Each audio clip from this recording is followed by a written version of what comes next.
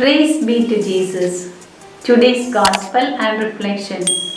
The Holy Gospel according to St. Matthew chapter 25 verses 31 to 46. When the Son of Man comes in His glory with His angels, He will sit on the throne of glory.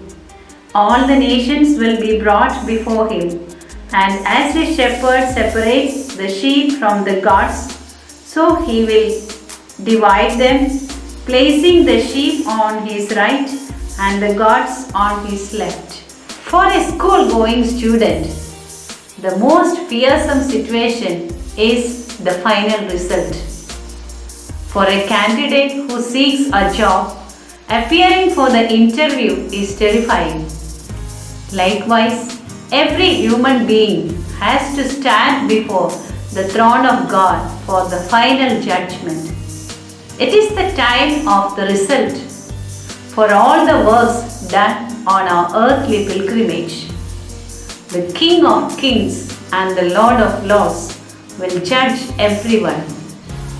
Today is the solemnity of Christ the King. As we pass through our life on earth, our actions are judged by God.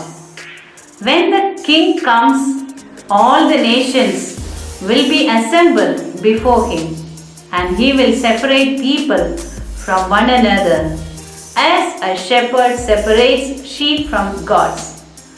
However, it is not so much separating those who do good from those who do evil.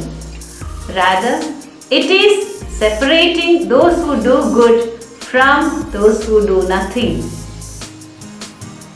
God is not going to ask questions based on the powerful and influential things we have done during our earthly life, but He will be asking how many people we have fed and how many acts of mercy shown to them.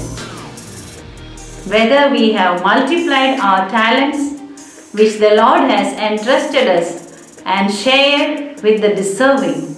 The 10 commandments are the parameters by which our actions are going to be evaluated.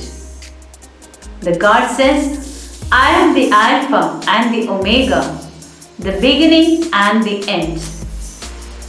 He is also the King of our hearts. We are the subjects of that crucified King, who became the King of a new order, the leader of the history. Jesus established a kingdom of peace, love, mercy, justice, forgiveness, and kindness. He wants this kingdom to remain forever in the hearts of His children.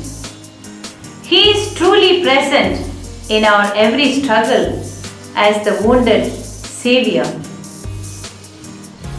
He has truly become our King on the cross in Calvary, and the Lord on the cross gives us the strength to live a life of good deeds.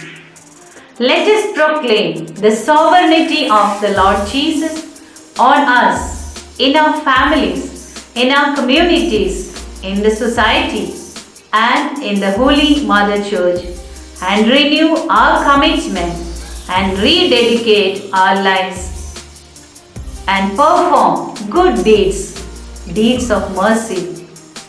Amen.